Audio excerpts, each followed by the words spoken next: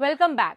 अभी तक हमने देखा कि कोई बॉडी कितनी फास्ट या स्लो मूव कर रही है, इसे हम स्पीड के टर्म्स में मेजर कर सकते हैं, जहां स्पीड को हम यूनिट टाइम में ट्रैवल डिस्टेंस के टर्म्स में डिफाइन करते हैं। या हम कह सकते हैं कि speed distance travel divided by time taken के इक्वल होती है। ये सब सीखने के बाद रोहन ट्रैवल करते समय अपनी स्पीड मेजर करने के लिए एक्साइटेड था।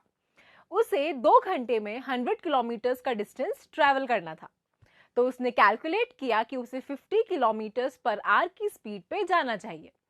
लेकिन जैसा हम सोचते हैं वैसा हमेशा नहीं होता। रोहन 50 किलोमीटर्स पर आवर की कांस्टेंट स्पीड पे रोड पे ट्रैवल नहीं कर सका। कभी उसे दूसरे व्हीकल्स के कारण स्लो होना पड़ा, और कभी उसे सिग्नल पे स्टॉप होना पड़ा, और कभी जहां ट्रैफिक कम था वहां उसने 50 किलोमीटर्स पर आवर से भी ज्यादा स्पीड से ट्रैवल किया। तो किसी तरह वो अपने डेस्टिनेशन पर टाइम पर पहुंच गया, यानी कि उसने 100 किलोमीटर्स 2 घंटे में ट्रैवल कर लिए। लेकिन हमने देखा कि इस पूरी जर्नी में अलग अलग जगह पे उसकी स्पीड अलग अलग थी। तो अब आप रोहन की स्पीड के बारे में क्या कह सकते हो? ये 50 किलोमीटर्स पर आवर है, 20 किलोमीटर्स पर आवर है, 0 किलोमीटर्स पर आवर है, या 60 किलोमीटर्स पर आवर है? कंफ्यूज मत होइए। रियल लाइफ में रेयरली ऐसी चीजें दिखती हैं जो लॉन्ग ड्यूरेशन तक कांस्टेंट स्पीड से मूव कर रही हो। तो किसी स्ट्रेट लाइन के अलोंग अगर किसी ऑब्जेक्ट की स्पीड चेंज हो रही हो तो वो ऑब्जेक्ट नॉन यूनिफॉर्म मोशन में होता है। नॉन यूनिफॉर्म मोशन में पूरी जर्नी को एक्सप्रेस करने के लिए हम स्पीड की जगह एवरेज स्पीड यूज करते हैं, और एवरेज स्पीड को कैलकुलेट करने के लिए हम टोटल डिस्टेंस ट्रैवल को टोटल टाइम टेकन से डिवाइड करते हैं। क्योंकि रोहन ने 100 किलोमीटर्स की टोटल डिस्टेंस 2 घंटे में ट्रैवल की, उसकी एवरेज स्पीड होगी 50 किलोमीटर्स पर आवर। पूरे मोशन के ड्यूरेशन में अलग अलग इंस्टेंट पे जो स्पीड होती है उसे हम इंस्टेंटेनियस स्पीड कहते हैं। तो बहुत छोटे टाइम इंटरवल में ट्रैवल डिस्टेंस को टाइम से डिवाइड करने पर जो क्वांटिटी मिलती है उसे हम इंस्टेंटेनियस स्पीड कहते हैं। और ये टाइम इंटरवल इतना छोटा होना चाहिए कि उस ड्यूरेशन में स्पीड की वैल्यू सिग्निफिकेंटली चेंज ना हो।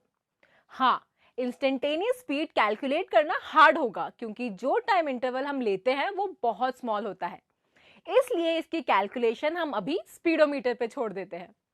यहाँ 50 kilometres per hour, 20 kilometres per hour और 0 किलोमीटर्स पर आवर या फिर 60 किलोमीटर्स पर आवर रोहन की इंस्टेंटेनियस स्पीड है।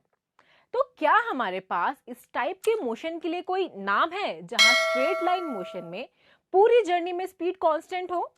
हाँ, ऐसे मोशन को हम यूनिफॉर्म मोशन कहते हैं। किसी स्ट्रेट लाइन के अलोंग यूनिफॉर्म मोशन में किसी भी टाइम इंस्टेंट पे स्पीड सेम रहती है, या हम कह सकते हैं कि आप सेम अमाउंट ऑफ टाइम में हमेशा सेम डिस्टेंस ट्रैवल करोगे। क्या यूनिफॉर्म मोशन के केस में आप एवरेज स्पीड और इंस्टेंटेनियस स्पीड के बीच में कोई रिलेशन गेस कर सकते हो? हाँ, इन दोनों की वैल्यू सेम होगी, क्योंकि चाहे टाइम इंटरवल छोटा हो या बड़ा, स्पीड हमेशा सेम रहेगी। तो चलिए, इस सेशन में हमने जो भी सीखा है उसका एक रिकैप करते हैं। हमने सीखा कि किसी स्ट्रेट लाइन मोशन में अगर जर्नी के बीच में ऑब्जेक्ट की स्पीड चेंज होती है तो उसे नॉन यूनिफॉर्म मोशन कहते हैं, और अगर पूरी जर्नी में स्पीड कांस्टेंट हो तो उसे यूनिफॉर्म मोशन कहते हैं।